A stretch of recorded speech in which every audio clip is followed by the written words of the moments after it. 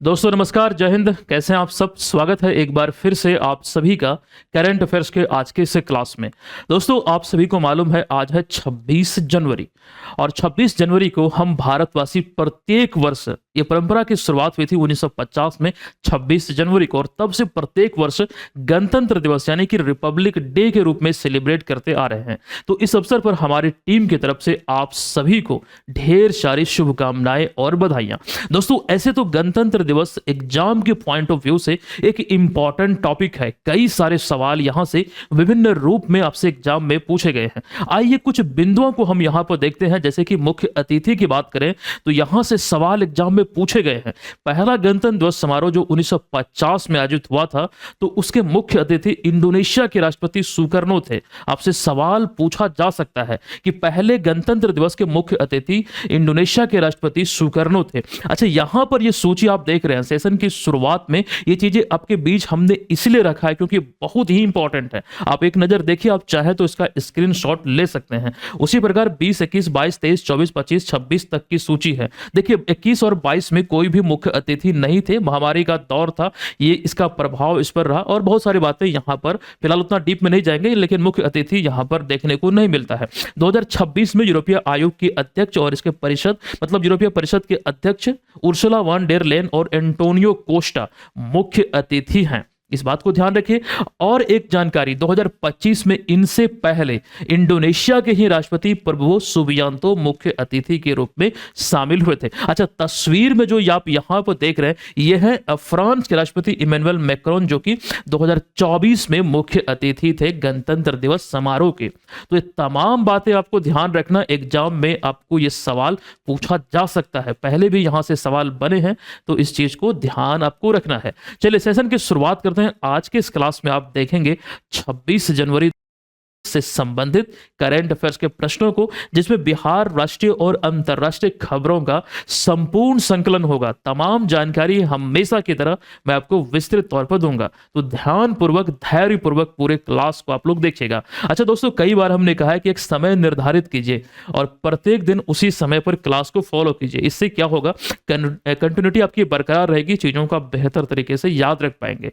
अब यहां पर पिछले क्लास का प्रश्न हम देख लेते हैं। प्रश्न था नितिन नवीन, जिन्हें अभी हाल ही में जनवरी 2026 में भाजपा यानी कि भारतीय जनता पार्टी का 12वां राष्ट्रीय अध्यक्ष बनाया गया है या फिर नियुक्त किया गया है, किस राज्य के पहले व्यक्ति हैं जिन्होंने यह पद संभाला है? तो बिहार के, विकल्प नंबर बी से बिहार, यही इसका राइट आंसर यहां पर हो जाएगा। और कई सारी जानकारी भी यहां से हमने आपको दिया था कि इनसे पहले जो 11 राष्ट्रीय अध्यक्ष रहे उन सभी में इनकी उम्र सबसे कम है। बांकीपुर विधानसभा सीट से ये 5वीं कार्यकाल है इनका, 2025 में जो चुनाव हुआ ये 5वीं बार विधायक बने हैं। ये तमाम बातें आपको ध्यान रखना, डिटेल में हम आपको पढ़ा चुके हैं, बतला चुके हैं। दोस्तों अब हम सेशन की शुरुआत करेंगे, लेकिन उससे पहले करंट अफेयर्स के हमारे तमाम जो मटेरियल हैं वो आप बीएम ऑनलाइन लर्निंग ऐप के जरिए प्राप्त कर सकते हैं। रिसेंटली ये वाली जो बिहार स्पेशल की नोट्स है ये जारी हुई है, तो वो भी आपको वहीं पर मिल जाएगा, चाहे एप्लीकेशन या फिर हमारे वेबसाइट के थ्रू भी bpscmaker.com। चलिए अब यहां पर आइए पहले प्रश्न पे। देखिए दोस्तों, पहला प्रश्न बिहार विधानसभा चुनाव से है। एक पॉइंट यहां पर ध्यान रखिए, बिहार में जो विधानसभा चुनाव 2025 आयोजित हुआ, अगर आप क्रम के दृष्टिकोण से देखेंगे तो ये 18वां विधानसभा चुनाव था। कौन सा? तो 18वां चुनाव था, विधानसभा चुनाव। तो इस चुनाव में बेमिसाल चुनाव प्रबंधन और तकनीकी नवाचारों के लिए किस जिले के जिलाधिकारी अंशुल कुमार को राष्ट्रीय स्तर पर बेस्ट डिस्ट्रिक्ट इलेक्शन अवार्ड से सम्मानित किया गया है? ऐसे में इसका राइट जो आंसर यह है विकल्प नंबर ए, ये पूर्णिया जिले के अधिकारी हैं, पूर्णिया जिलाधिकारी। विकल्प नंबर ए यहां पर इस प्रश्न का राइट आंसर होगा, यानी कि पूर्णिया डीएम।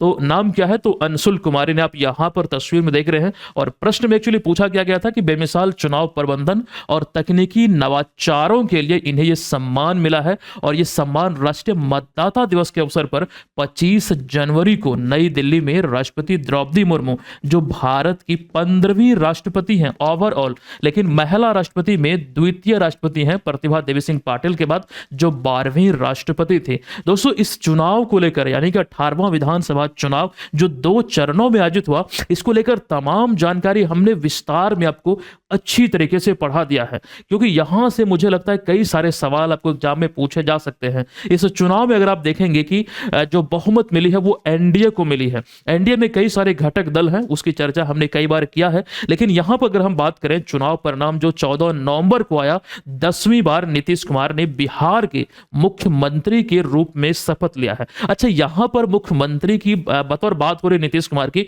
तो एक चीज ध्यान आप लोग रखिएगा, 19 बार गांधी मैदान में बतौर मुख्यमंत्री झंडा फहराने का रिकॉर्ड है इनके नाम पर। एक बड़ा सवाल है, इनसे पहले यह रिकॉर्ड था श्री कृष्ण सिंह के नाम, जो बिहार के पहले मुख्यमंत्री थे, 14 बार का रिकॉर्ड था।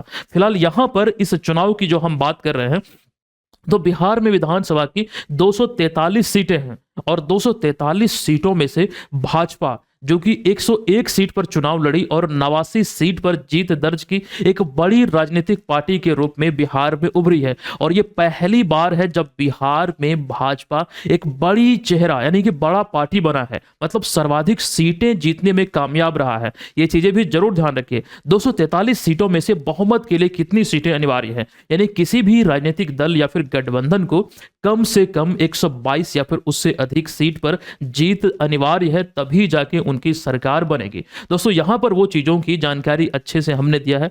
मत परसेंटेज को लेकर भी है, पहली बार इतना मतदान हुआ है इतिहास में, बिहार के इतिहास में 60% का आंकड़ा को ये पहली बार पार किया है। अच्छा, बहुमत के लिए 122 सीट पर जीत अनिवार्य है, यही तो अभी हम आपको बतला रहे थे। पिछले चुनाव की तुलना में इतना मतदान प्रतिशत अधिक हुआ है, 9.6%। और यहां पर ये जो सूची आप देख रहे हैं, अभी हम बोल रहे थे ना 101 सीट पर लड़कर 89 सीट जीता और बीजेपी एक बड़ी पार्टी बनकर बिहार में उभरी, तो ये चीजें ध्यान रखिएगा। लेकिन दोस्तों, अगर आप सभी विधानसभा सीटों को पार्टी वाइज अगर आप देखेंगे, मतलब पूरे बिहार में 243 सीट, सपोज कीजिए कि अगर हम आरजेडी की बात कर रहे हैं, तो आरजेडी जितने भी सीटों पर चुनाव लड़ी, 140 सीट होगा, मे बी 141 सीट पर चुनाव लड़ा, और सभी सीटों का वोटिंग को अगर हम काउंट करें एक ही जगह सम्मिलित रूप से, तो सबसे अधिक जो वोट पड़ा है वो आरजेडी को ही पड़ा है। आप इस सूची को अगर देख रहे हैं तो 23% जो वोट है वो आरजेडी को मिला, लेकिन ये अधिक सीटों पर लड़कर हासिल किया। यहां पर हमने सम्मिलित रूप से बात किया।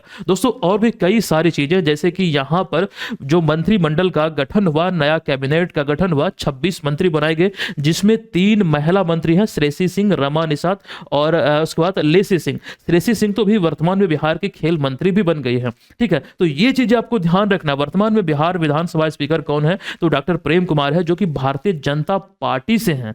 तो ये चीजें इंपॉर्टेंट हैं, कई बार हमने डिस्कस किया है। ऐसे तो भारत में अगर हम राजनीतिक पार्टियों की बात करें तो 2 सबसे बड़ी राजनीतिक पार्टी हैं, वो आप लोग जानते हैं, बीजेपी है और भारतीय राष्ट्रीय कांग्रेस है, यानी कि इंडियन नेशनल कांग्रेस। स्थापना हुई थी इंडियन नेशनल कांग्रेस की 28 दिसंबर 1885 को। जो भारत की सबसे बड़ी या फिर सबसे पुरानी पार्टियों की अगर हम बात करेंगे तो उनमें इंडियन नेशनल कांग्रेस का भी नाम होगा। दोस्तों, हालांकि इससे पहले कई क्षेत्रीय पार्टियां स्थापित हुई थी, लेकिन एक सम्मिलित रूप से, मतलब पूरे देश को कवर करने वाली राष्ट्रीय स्तर की पार्टी थी भारतीय राष्ट्रीय कांग्रेस। ये स्थापित हुआ था एवो ह्यूम के नेतृत्व में 28 दिसंबर 1885 को।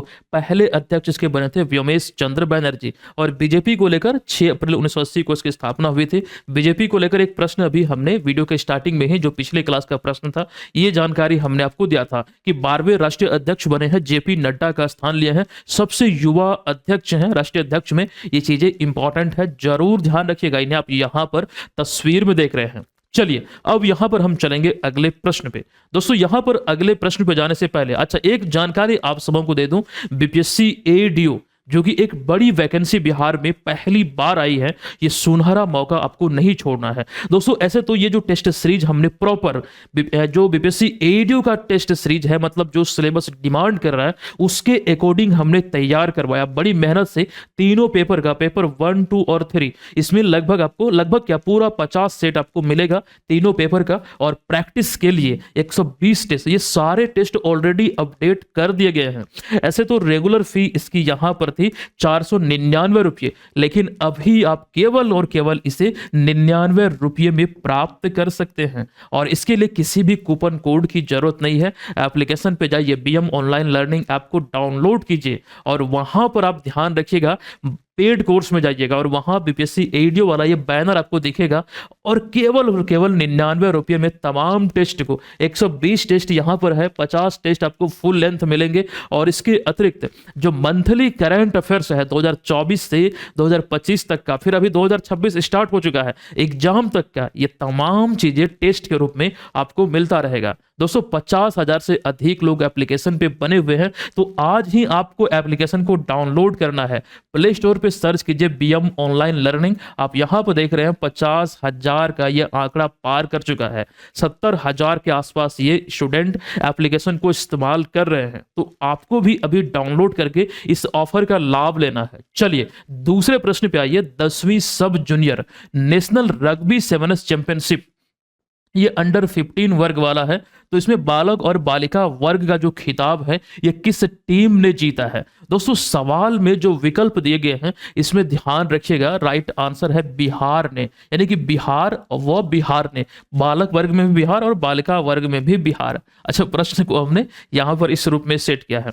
तो विकल्प नंबर 20 का राइट आंसर, अच्छा इसमें कोई गलत नहीं है, बिल्कुल करेक्ट है, ये चीजें ध्यान रखिएगा। तो विकल्प नंबर बी यहां पर इस प्रश्न का राइट आंसर है। ये प्रतियोगिता अभी हाल ही में उड़ीसा में आयोजित हुई थी, कलिंगा स्टेडियम भुवनेश्वर उड़ीसा में आयोजित हुआ। दोनों वर्गों का खिताब बिहार टीम ने जीता। देखिए फाइनल मुकाबले में मतलब बालक रग्बी टीम ने मेजबान उड़ीसा को पराजित किया, वहीं पर बालिका वर्ग ने महाराष्ट्र को पराजित करते हुए इस खिताब को अपने नाम किया है। दोस्तों रग्बी अगर हम बात करें जो खेल है, लेकिन यहां पर जो रग्बी सेवन्स चैंपियनशिप की बात कर रहे हैं तो ये इसी का एक रूप है, इसी का एक संस्करण है जिसमें 7 खिलाड़ी होते हैं। जनरली अगर रग्बी खेल में आप देखेंगे तो 15 खिलाड़ी होते हैं, लेकिन यहां पर इसमें 7 खिलाड़ी होते हैं इस कैटेगरी में, इस खेल में। एक बात और ध्यान रखिएगा, जो खेल की बात हो रही, अभी हमने क्या आपको बोला, बिहार के जो खेल मंत्री हैं वो श्रेयसी सिंह हैं, लेकिन दोस्तों 9 जनवरी 2024 को बिहार में पहली बार खेल विभाग का गठन हुआ था। यहां पर हमने लिखा भी है 2025 में 9 जनवरी को पहली वर्षगांठ और इस साल 2026 में इसकी दूसरी वर्षगांठ मनाई गई है। एक बात और ध्यान रखिए, जब विभाग का गठन हुआ था बिहार में पहली बार तो जितेंद्र कुमार राय को पहली बार इसका मतलब मंत्रालय ये सौंपा गया था। पहले मंत्री बने थे खेल मंत्री, उसके बाद आपको ध्यान रखना है कुछ समय के लिए सम्राट चौधरी बने थे, फिर उसके बाद सुरेंद्र मेहता बने और अभी वर्तमान में कौन है तो श्रेयसी सिंह है मंत्री। तो ये चीजें इंपॉर्टेंट है यहां पर। फिलहाल तमाम बातों को ध्यान रखिएगा। अब चलिए चलते हैं अगले प्रश्न पे। देखिए अगला प्रश्न आपके समक्ष यहां पर है, लेकिन उससे पहले यहां पर हम देख लेते हैं रग्बी खेल से संबंधित वैसे प्रश्न जो एग्जाम में पूछे गए हैं सवाल के रूप में।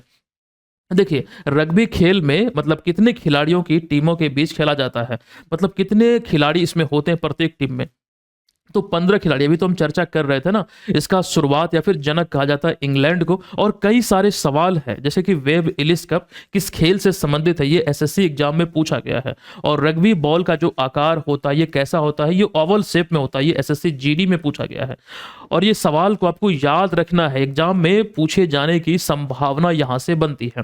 चलिए आइए अगले प्रश्न पे, लेकिन उससे पहले थोड़ा और समय आपका हम लेंगे क्योंकि बिहार में एक बड़ी प्रतियोगिता अभी हाल ही में आयोजित हुई थी और इस प्रतियोगिता का नाम क्या है दोस्तों, ये राजगीर में आयोजित हुआ था। ये पहली बार था जब Asia rugby sevens championship under 20 वर्ग वाला यहां पर आयोजित हुआ था बिहार की सरजमी पर। कहां पर तो राजगीर में, या फिर आप अगर जिला बोलेंगे तो नालंदा जिला के राजगीर में। अच्छा इस खेल में भारतीय टीम में अगर आप देखेंगे तो भारतीय टीम में बिहार के 6 खिलाड़ी शामिल थे, पुरुष और महिला दोनों वर्गों में। महिला वर्ग और पुरुष वर्ग में जो खिलाड़ी शामिल थे राष्ट्रीय टीम में आप देख रहे हैं। इस प्रतियोगिता का शुभंकर था अशोक, जो कि खरगोश यानी कि रैबिट से प्रेरित था, जो आप यहां पर तस्वीर में देख रहे हैं। इस प्रतियोगिता के परिणाम की बात करें तो दोस्तों पुरुष वर्ग में गोल्ड मेडल किसने जीता तो हांगकांग ने जीता, और अगर महिला वर्ग में देखें तो चाइना ने जीता। यहां पर महिला वर्ग में एक पदक मिला बिहार को नहीं, भारत को, उज्बेकिस्तान को हराकर कांस्य पदक अपने नाम किया था। तो बिहार में पहली बार यह प्रतियोगिता आयोजित हुआ था। दोस्तों ऐसे कई सारी प्रतियोगिताएं हैं जो बिहार में आयोजित हुए हैं रिसेंटली 2025 में, और ये तमाम चीजें हमने हर बार आपको पढ़ाया है और जब भी इसकी चर्चा होती है उसको हम डिस्कस जरूर करते हैं। तो कंटिन्यूटी बरकरार रखिएगा। अगला प्रश्न है, हालिया खेले गए विजय हजारे ट्रॉफी 2025-26 फाइनल में विदर्भ ने किस टीम को हराकर पहली बार खिताब अपने नाम किया है? तो विदर्भ ने सौराष्ट्र को हराकर इस खिताब को जीता है और ये पहली बार जीता है। ध्यान रखिएगा, विदर्भ पहली बार सौराष्ट्र को हराकर चैंपियन बना, यानी कि उपविजेता सौराष्ट्र रहा। फाइनल में अगर आप देखेंगे तो विदर्भ ने 317 रन बनाया। अच्छा, इसकी बात हम नहीं करेंगे, ये आप देख सकते हैं। प्लेयर ऑफ द मैच जो रहा मतलब फाइनल में, ये अथर्व ताइडे जो कि विदर्भ टीम के खिलाड़ी हैं। अच्छा, ये फाइनल जो खेला गया वो कहां पर? दोस्तों आपको ध्यान रखना, बेंगलुरु में खेला गया, बीसीसीआई सेंटर ऑफ एक्सीलेंस में ये खेला गया। अच्छा, विजय हजारे ट्रॉफी की शुरुआत जो है वो वर्ष 2003 में हुई थी। ये लिस्ट ए क्रिकेट है, 50 ओवर का एक खेल होता है और महान भारतीय क्रिकेटर विजय हजारे के सम्मान में इसका नाम रखा गया है। इस टूर्नामेंट की सबसे सफल टीम जो है, सबसे पहले तो 5 बार का जो खिताब था तमिलनाडु ने अपने नाम किया, उसके बाद दूसरी टीम जो 5 बार खिताब को अपने नाम की है वो कर्नाटक बनी है। पिछले ही साल कर्नाटक ने इस खिताब को जीता है 5वीं बार, तो ये चीजें आपको ध्यान रखना पड़ेगा। अच्छा, यहां पर विजय हजारे ट्रॉफी की जो बात हो रही है, एक रिकॉर्ड बना विजय हजारे ट्रॉफी में, वो रिकॉर्ड हम ऑलरेडी आपको बतला चुके हैं, लेकिन पुनः से देख लीजिए। यहां पर हमने लिखा है कि यहां पर बिहार ने 574 रन का एक विशाल स्कोर, एक ऐतिहासिक स्कोर बनाया अरुणाचल प्रदेश के खिलाफ, और ये 550 रन का आंकड़ा पहली बार कोई टीम ने पार किया है। अगर केवल 500 रन का आंकड़ा की बात करें तो ये दूसरी बार है जब ये कोई टीम पार किया है। 500 रन का आंकड़ा तमिलनाडु ने अरुणाचल प्रदेश के ही खिलाफ पार किया था, लेकिन बिहार ने तो इतिहास रच दिया।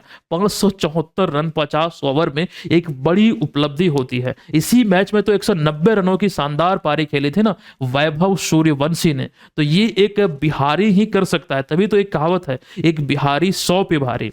तो ये चीजें आप यहां से प्रत्यक्ष प्रमाण के रूप में देख रहे हैं। दोस्तों अभी ईशान किशन ने भी अच्छा कमबैक किया है, तो ये चीजें आपको ध्यान रखनी चाहिए, एग्जाम में सवाल के रूप में पूछे जाते हैं। इससे पहले ईशान किशन की हम अगर जो बात कर रहे हैं तो थोड़ी चर्चा ये भी कर लेते हैं, जो अभी हाल ही में सैयद मुश्ताक अली ट्रॉफी खेला गया, झारखंड को पहली बार चैंपियन बनाया किसने? ईशान किशन ने। ईशान किशन की कप्तानी में यह प्रतियोगिता में हरियाणा को हराकर इस खिताब को झारखंड ने अपने नाम किया है। ये चीजें याद रखिएगा, इंपॉर्टेंट है। सवाल बनते हैं ऐसे तथ्यों से, या फिर यह भी पूछा जाएगा कि सैयद मुश्ताक अली ट्रॉफी का जो संबंध है वो किस खेल से है। दोस्तों सिंपल सा सवाल है, क्रिकेट से ये संबंधित है, लेकिन तभी ये सिंपल होगा जब ये आप जानेंगे, जब ये आपको मालूम होगा। क्लियर है? अब यहां पर एक वीडियो हमने आपको दिया था क्रिकेट से हालिया मतलब जो आयोजित प्रतियोगिताएं हैं संबंधित, वो जानकारी इस वीडियो में आप जाके प्लेलिस्ट में ये वीडियो को देख सकते हैं। फिलहाल आइए अगले प्रश्न पे, लेकिन करंट अफेयर्स का ये विजेता बैच है। तमाम जो मटेरियल जो आप यहाँ पर बोर्ड पीडीएफ भी देख रहे हैं, इसको भी इसी कोर्स के माध्यम से आप प्राप्त कर सकते हैं। कुछ भी आपका नहीं छूटेगा, कवरेज कंप्लीट यहाँ से मिलेगी, तैयारी आपकी बेहतर हो जाएगी। अभी 50% ऑफ चल रहा है और ये 2-3 दिन ये ऑफर है, आप इसका लाभ ले लीजिएगा एप्लीकेशन को अभी डाउनलोड करके। चलिए, हाल ही में national programme for organic production यानी कि एनपीओपी मानकों के तहत पूर्णतः जैविक पंचायत के रूप में प्रमाणित वामन वास कंकड़ किस राज्य के किस जिले में स्थित है? तो राइट जो आंसर यहां देखें, यहां पर सवाल अगर हम सिंपल रूप में देखें तो ये किस राज्य में किस जिले में, मतलब ये जगह है जिसे कि पूर्णतः जैविक पंचायत के रूप में घोषित किया गया या फिर प्रमाणित किया गया है। तो यहां पर इसका जो राइट आंसर है, राजस्थान में एक जिला है कोटपुतली बहरोड, तो ये यहां पर इसका राइट आंसर हो जाएगा, विकल्प नंबर डी। अब दोस्तों यहां पर इसी को लेकर ये जानकारी है, ये जैविक पंचायत के रूप में ये प्रमाणित किया गया है। ये राजस्थान में जो एक जिला है कोटपुतली बहरोड, यही की एक पंचायत है, जो कि ये पंचायत का नाम है, ये ध्यान रखिएगा। दरअसल यहाँ के किसानों ने सिंथेटिक उर्वरक और रासायनिक कीटनाशकों का उपयोग करने को लेकर जो न करने को लेकर जो प्रतिज्ञा ली थी, उसी का एक परिणाम है, एक सामूहिक प्रयास का एक प्रकार से आप देख सकते हैं कि एक उदाहरण पेश यहां पर किया है। और 100% ऑर्गेनिक कृषि मॉडल के रूप में ये उभरा है और पूरे देश में ये चर्चे का इस समय विषय है। ये चीजें ध्यान रखिए, और ये तमाम चीजें हम राजस्थान के संदर्भ में देख रहे हैं। दोस्तों राजस्थान जो है भारत के उत्तर पश्चिम भाग में स्थित क्षेत्रफल के दृष्टिकोण से सबसे बड़ा राज्य है, ये आप लोग जानते हैं। ये बहुत ही इंपॉर्टेंट है, क्षेत्रफल सबसे अधिक राजस्थान का ही है। लेकिन दोस्तों राजस्थान की बात हो रही है तो कुछ समय पहले अरावली रेंज जो कि भारत के 4 राज्यों में फैली हुई है, गुजरात, राजस्थान, हरियाणा और दिल्ली। अब अरावली रेंज से संबंधित ऐसे तो जानकारी हमें बहुत पहले दे देना चाहिए, लेकिन मैं सोच रहा था, इसलिए मैं नहीं दे रहा था कि हो सकता है कुछ नई अपडेट यहां से निकल कर आए, तो वो चीजें मतलब बतलाने में हमने थोड़ी देरी की, क्योंकि अभी जो स्टे लगाया गया है जो मतलब सुप्रीम कोर्ट की तरफ से। अच्छा, ये मामला क्या है जो 100 मीटर का एक, अच्छा पहले हम प्रश्न को देखते हैं। प्रश्न को देखेगा थोड़ा ज्यादा समझ में आएगा।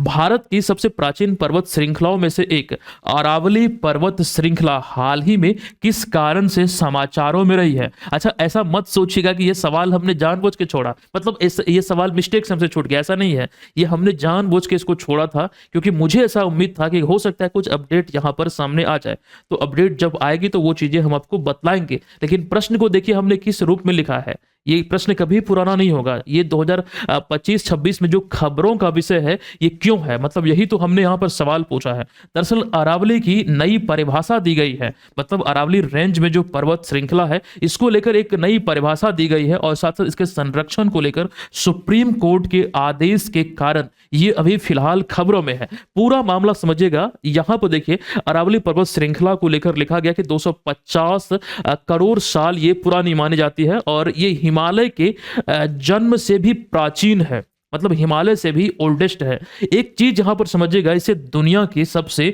पुरानी वलित पर्वत श्रृंखला यानी कि फोल्डेड माउंटेन रेंजेज में गिना जाता है, जो कि गुजरात, राजस्थान, हरियाणा और केंद्र शासित प्रदेश दिल्ली, मतलब ये 4 क्षेत्रों में ये फैली हुई है। ये चीजें अभी तो हम आपको बोल रहे थे, लेकिन अभी मामला यह है कि सुप्रीम कोर्ट ने इसको लेकर एक परिभाषा दी है, जो कि आप यहां पर देख सकते हैं कि सुप्रीम कोर्ट में अरावली की कानूनी परिभाषा को लेकर मामला सामने आया है। एक आदेश में कहा गया कि केवल 100 मीटर से अधिक ऊंचाई वाले पहाड़ी क्षेत्र को ही अरावली माना जाएगा, जिससे बड़ा भूभाग पर संरक्षण से बाहर होने की आशंका पैदा हो गई। दोस्तों, यहां पर आपको यह भी ध्यान रखना कि पर्यावरणविदों ने चिंता जताई, विशेष रूप से इसका जो खनन होता, फिर निर्माण गतिविधियां होती, और साथ साथ पर्यावरण जो क्षति होता वो बढ़ जाता। खासकर दिल्ली, एनसीआर और राजस्थान क्षेत्र में हजारों की संख्या में लोग रोड प्रदर्शन पर उतर आए, और परिणाम स्वरूप सुप्रीम कोर्ट ने जब ये विवाद बढ़ा तो अपने ही आदेश पर इन्होंने अस्थायी रोक यानी कि स्टे लगा दिया। फिलहाल इस समय तक इतनी बातें आपको ध्यान रखना है, इसमें बहुत सारी अपडेट मुझे लगता है कि सामने आएंगी। जो इंपॉर्टेंट तथ्यों की जानकारी है वो आपके बीच हमने रखा है। अच्छा दोस्तों, हमने आपको क्या बोला, यहां पर इस इमेज को देखिए, समझने में थोड़ी आसानी होगी। जैसे कि हमने आपको बोला कि ये जो 4 क्षेत्रों में फैला हुआ है, 4 जिसमें कि 3 राज्य हैं और एक केंद्र शासित प्रदेश है। जैसे कि यहां पर आपको गुजरात दिखेगा, फिर राजस्थान, उसके बाद आता है हरियाणा, और फिर उसके बाद आपको दिखेगा दिल्ली। मतलब ये जो अरावली रेंज है कुछ इस प्रकार से फैली हुई है, गुजरात से लेकर दिल्ली तक। एक चीज और समझिएगा, यहां पर अगर हम अरावली रेंज की सबसे ऊंची चोटी की बात करते हैं तो वो माउंट आबू है, जो कि राजस्थान में है। अच्छा, यहां पर एक प्रसिद्ध जो मंदिर है, दिलवाड़ा का जैन मंदिर, यहीं पर है, और ये सवाल एग्जाम में ऑलरेडी पूछा गया है। आप ये भी बोल सकते हैं कि अरावली रेंज की जो सबसे ऊंची चोटी है वो माउंट आबू है, जो यहां पर इस क्षेत्र के आसपास आपको देखने को मिलता है। तो ये चीजें ध्यान रखिए, इसकी सबसे ऊंची चोटी के रूप में इसे वर्णित किया गया है। फिलहाल इन सारे वजहों से खबरों में था, मुझे लगता है कि हमने फिलहाल इनिशियल स्टेज में जो चीजें अभी जरूरी है वो चीजें हमने आपको बतला दिया है। चलिए फिलहाल हम आगे चलेंगे अगले प्रश्न पे, लेकिन उससे पहले यहां पर अरावली रेंज में जो हम बात कर रहे थे, गुजरात, राजस्थान, हरियाणा और दिल्ली तक फैला हुआ है, और जो माउंट आबू की हम बात कर रहे थे, मेरे पीछे आप माउंट आबू को देख सकते हैं। ये अरावली रेंज की सबसे ऊंची चोटी है, ये जरूर याद रखिएगा। और प्रसिद्ध मंदिर जो है दिलवाड़ा का जैन मंदिर यहीं पर है। अगला प्रश्न है कि ट्यूनिशियाई फिल्म निर्माता, ये बहुत इंपॉर्टेंट प्रश्न है, निर्माता का नाम है जोबेर जलासी, ने अपनी किस फिल्म के लिए हाल ही में विश्व का सबसे बड़ा एआई फिल्म पुरस्कार जीता है, जिसके साथ ही उन्हें $10 लाख का पुरस्कार भी दिया गया है। दोस्तों, इस फिल्म का जो नाम है लीली है। विकल्प नंबर ए इस प्रश्न का राइट आंसर हो जाएगा। इस फिल्म का नाम क्या है? तो फिल्म का नाम है लीली। रायसीना साइंस डिप्लोमेसी इनिशिएटिव 2026 की शुरुआत मार्च 2026 को डैश में होने वाले रायसीना डायलॉग के साथ किया जाएगा। ये 5 से 7 मार्च 2026 को आयोजित होगा, नई दिल्ली में होगा। रायसीना डायलॉग अब क्या होता है, ये एक हॉट टॉपिक है। हमने 2-3 बार पहले भी इसको लेकर चर्चा किया है। आइए इसको लेकर कंप्लीट जानकारी जो पूछा जा सकता है उसको हम यहाँ पर देखने का प्रयास करते हैं। दोस्तों, Raisina science diplomacy initiative Bharat की उभरती हुई रायसीना डिप्लोमेसी रणनीति का महत्वपूर्ण हिस्सा है। फिर भी सवाल तो वही है ना, ये रायसीना डायलॉग आखिर क्या है? पहले यही देख लीजिए कि रायसीना डायलॉग होता क्या है। देखिए, इस पहल का जो मुख्य उद्देश्य है विज्ञान तकनीकी यानी कि टेक्नोलॉजी, कूटनीति यानी कि डिप्लोमेसी को एक साझा मंच पर लाना, ताकि वैश्विक समस्याओं के समाधान में वैज्ञानिक दृष्टिकोण से नीति निर्माताओं को जोड़ा जा सके। यह पहल जलवायु परिवर्तन, स्वास्थ्य, ऊर्जा, आर्टिफिशियल इंटेलिजेंस, अंतरिक्ष और उभरती तकनीकों जैसे क्षेत्रों में अंतरराष्ट्रीय सहयोग को बढ़ावा देता है। और ये आपको ध्यान रखना है, इसके तहत जो हम बात कर रहे हैं यहाँ पर रायसीना डायलॉग की, तो इस पहल में अगर आप देखेंगे तो यह पहल वैश्विक दक्षिण यानी कि ग्लोबल साउथ के देशों के साथ वैज्ञानिक साझेदारी को मजबूत करने पर विशेष जोर देती है, जिसमें विकासशील देशों की समस्याओं का साझा समाधान निकाला जा सके। तो मुख्यतः रायसीना डायलॉग को आप समझ चुके हैं कि यह विज्ञान यानी कि साइंस, टेक्नोलॉजी और डिप्लोमेसी का एक साझा या फिर संयुक्त मंच है, जो कि वैश्विक समस्याओं के समाधान का एक मंच है, जहां पर मतलब समाधान में वैज्ञानिक दृष्टिकोण को नीति निर्माण से जोड़ा जाता है। कैसे यह संचालित होगा, वो तमाम चीजों को लेकर यहाँ पर चर्चाएं होती है। और ये जो पहल है, ये जो मतलब चीजें होती इसके इर्द गिर्द होती, ये सारे क्षेत्रों को बढ़ावा देने को लेकर। दोस्तों, इसका जो आयोजन है 2026 में 11वां रायसीना डायलॉग, ये 5 से लेकर 7 मार्च 2026 को नई दिल्ली में आयोजित होगा। इससे पहले 10वां रायसीना डायलॉग 2025 में आयोजित हुआ था नई दिल्ली में ही 17 से 19 मार्च 2025 तक। इसका थीम क्या था? काल चक्र, पीपुल, पीस एंड प्लेनेट। ये इसका 2025 का 10वें संस्करण का निर्धारित थीम यानी कि विषय था। इतना इंपॉर्टेंट है, ध्यान रखिएगा। उसके बाद चलिए अगले सवाल पर। चलिए बताइए इस प्रश्न का राइट आंसर यहां पर क्या होगा। आंसर आप लोग करेंगे, संयुक्त राष्ट्र महासचिव ने वरिष्ठ भारतीय राजनयिक डी वेंकटेश शर्मा को 2026-27 के कार्यकाल के लिए किस पद पर नियुक्त किया है? और ये ऐसे पहले भारतीय बने हैं जो इस पद पर नियुक्त हुए हैं। विकल्पों में देख लीजिए, राइट आंसर हो जाएगा निरस्त्रीकरण डिसआर्मेंट मामलों पर सलाहकार बोर्ड के अध्यक्ष के रूप में अभी हाल ही में इन्हें नियुक्त किया गया है। अच्छा, कई सारे लोग निरस्त्रीकरण की परिभाषा नहीं समझ पा रहे होंगे, तो निरस्त्रीकरण होता क्या है? सबसे पहले आप इसी पॉइंट को देख लीजिए। निरस्त्रीकरण का मतलब होता है हथियारों और सैन्य शक्ति को कम करना या फिर नियंत्रित करना, ताकि देशों के बीच शांति बने रहे, और यह वैश्विक सुरक्षा बढ़ाने और संघर्ष के जोखिम को कम करने के लिए किया जाता है। निरस्त्रीकरण यानी कि डिसआर्ममेंट, ये आप आई होप अगर इसको नहीं समझे तो दोबारा से इसको पढ़िए। ये हथियारों और सैन्य शक्ति को कम करने या फिर नियंत्रित करने पर आधारित है, ताकि देशों के बीच शांति बनी रहे। और दोस्तों, इसी को लेकर जो संस्था गठित हुई थी, ये 1978 में गठित हुई थी, और 1978 में जब स्थापित हुई, ये पहली बार है जब किसी भारतीय को अध्यक्ष नियुक्त किया गया है। नाम क्या है? तो डी वेंकटेश वर्मा, जो अभी हाल ही में इन्हें नियुक्त किया गया था। यही तो यहां पर सवाल है। इसका राइट आंसर कौन सा था? तो विकल्प नंबर डी। ये तमाम चीजें ध्यान आप लोग रखेंगे। संयुक्त राष्ट्र की जो बात यहां पर हो रही है, क्योंकि संयुक्त राष्ट्र के महासचिव ने अभी ये नियुक्त उन्हें किया है। संयुक्त राष्ट्र के महासचिव कौन है? तो एंटोनियो गुटेरस हैं, पुर्तगाल के रहने वाले हैं। संयुक्त राष्ट्र की स्थापना 24 अक्टूबर 1945 को हुई थी। संयुक्त राष्ट्र से जुड़ी हुई एक जानकारी और भी है कि 1945 में विश्व शांति और सुरक्षा बनाए रखने के उद्देश्य से इसकी स्थापना हुई थी। एक सवाल यहां से मुझे इंपॉर्टेंट नजर आ रहा, आइए उसे देख लेते हैं।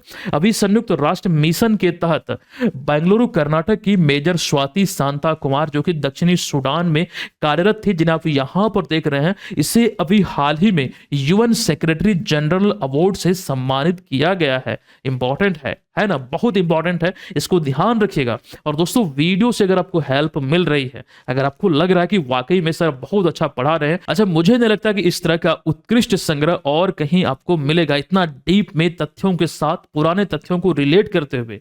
अगर आपको पसंद आ रही है तो वीडियो को अपने दोस्तों सहपाठियों के बीच भी जरूर शेयर कीजिएगा। चलिए हम आते हैं अगले प्रश्न पे। दोस्तों नवा प्रश्न है कि भारतीय तटरक्षक, श्रीलंका तटरक्षक और मालदीव राष्ट्रीय रक्षा बल के बीच आयोजित त्रिपक्षीय तटरक्षक अभ्यास दोस्ती का आयोजन कहां पर किया गया है? ये आयोजन अभी हाल ही में मालदीव में किया गया है, एक जगह है माले।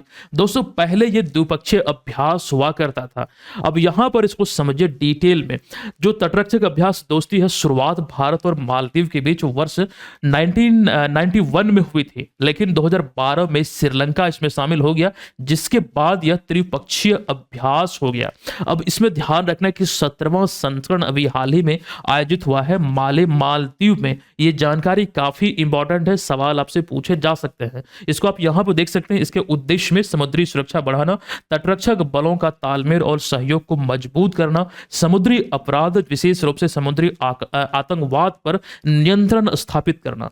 दोस्तों भारतीय तटरक्षक की बात हो रही है तो भारतीय तटरक्षक बल की स्थापना 1977 में हुई थी। इसका मुख्यालय नई दिल्ली में है और इसका आदर्श वाक्य क्या है? वयम रक्षाम। और इसका अर्थ क्या होता है? हम रक्षा करते हैं। यहां पर देखिए वयम रक्षाम एक संस्कृत शब्द है, वयम मतलब हम होता है। चलिए इसका यहाँ पर जो आदर्श वाक्य, ये ध्यान रखिए। अगर बिहार बोर्ड से आपने पढ़ा है, बिहार बोर्ड में जो संस्कृत का एक पुस्तक होता है, वहाँ पर अगर हम देखते हैं तो कई सारी चीज़ें हमको रट के याद करनी पड़ती है। तो वहाँ पर अगर आप अच्छे से पढ़े हैं, याद अगर आपको है, तो ये चीज़ें ध्यान आप रखेंगे, जैसे कि अहम गच्छामि और ऐसे कई सारी चीज़ें होती है। चलिए आइए अगले प्रश्न पे। निम्न कथनों पर विचार करें और सही विकल्प चुनें। देखिए कथन 1 है कि भारतीय सेना ने अपनी पहली पूर्ण कार्यात्मक क्वांटम लैब मध्य प्रदेश में स्थापित की है। इन दिनों ये खबरों में है, ये भारतीय सेना द्वारा स्थापित पहली पूर्ण कार्यात्मक क्वांटम लैब है जो मध्य प्रदेश में स्थापित की गई। कथन सत्य है। लैब का मुख्य उद्देश्य क्वांटम तकनीक और क्वांटम संचार के क्षेत्र में अनुसंधान और विकास को बढ़ावा देना है। तो ये भी कथन यहां पर सत्य है। विशेष रूप से ये चीजें खबरों में थी, इसको लेकर इसका उद्देश्य भी ध्यान रखिए कि इसका उद्देश्य क्या है। तो दोनों के दोनों कथन सही है, तो विकल्प नंबर डी, दोनों कथन यहां पर सत्य है। अगला सवाल भी कथन वाला है। देखिएगा कि भारत में, पहले इंस्ट्रक्शन पढ़िए कि निम्नलिखित कथनों पर विचार करें। तो पहला है कि भारत में दृष्टिबाधित लोगों के लिए पहली ब्रेल लाइब्रेरी उत्तर प्रदेश में खोली गई है। बिल्कुल सत्य है। ब्रेल लिपि को लुइस ब्रेल ने विकसित किया था और यह दृष्टिबाधित लोगों के पढ़ने लिखने का एक माध्यम है। ये तो सभी जानते हैं, ये अभी इन दिनों खबरों में है। अच्छा अगला है कि विश्व ब्रेल दिवस हर साल 4 जनवरी को विश्व भर में माना जाता है। बिल्कुल ये सत्य है। अगला यहां पर है कि ब्रेल लिपि में प्रत्येक अक्षर को पहचानने के लिए 6 डॉट्स पैटर्न का उपयोग किया जाता है। अच्छा ब्रेल लिपि को अगर आपने देखा है तो आपको मालूम होगा प्रत्येक अक्षर में 6 डॉट पॉइंट होते हैं, जिसको अनुभव करते हुए अक्षरों की पहचान करते हैं। मतलब यहां पर चारों के चारों विकल्प सत्य है, तो मतलब कथन सत्य है। और यही तो पूछा गया कौन सा कथन सही है, सभी कथन यहां पर सही हो जाएगा। विकल्प नंबर डी इसका करेक्ट है। दोस्तों एक और प्रश्न है कि भारतीय भाषाओं में सार्वजनिक सेवाओं यानी कि पब्लिक सर्विसेज को बढ़ावा देने के लिए किस राज्य सरकार ने डिजिटल इंडिया भाषिनी डिवीजन के साथ अभी समझौता किया है? उद्देश्य क्या है? भारतीय भाषाओं में सार्वजनिक सेवाओं को यानी कि पब्लिक सर्विसेज को बढ़ावा देने के लिए जितने भी भारतीय भाषाएं हैं उसमें, तो यहां पर इसकी शुरुआत उत्तर प्रदेश द्वारा किया गया है। विकल्प नंबर बी इस प्रश्न का राइट आंसर यहां पर हो जाता है। आज के इस सेशन को हम यहां पर समाप्त करते हैं। और एक बात ध्यान रखिए, ये रहा आज के क्लास का प्रश्न जो कि अति महत्वपूर्ण ये सवाल है जिसका आंसर आपको करना है।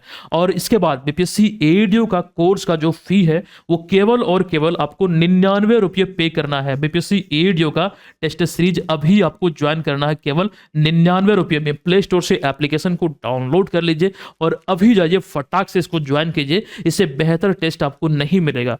तैयारी आपकी यहां से अच्छी होगी, तैयारी का आंकलन अच्छे से होगा, आप यहां पर सफल हो पाएंगे। दोस्तों केवल 99 रुपये में तमाम चीजें आपके लिए उपलब्ध है। आप इसको ले सकते हैं। और करंट अफेयर्स का ये वाला कोर्स है, आप चाहें तो इसे भी ले सकते हैं। और तमाम कोर्स पर अभी ऑफर चल रही है। आपको यहाँ पर न्यू 25 की जगह 50 इस्तेमाल करना है। न्यू 50 तो 50% का डिस्काउंट मिलेगा। एक नाम मात्र की फी पर, एक नॉमिनल सा चार्ज पर आप ज्वाइन कर पाएंगे। धन्यवाद। जय हिंद।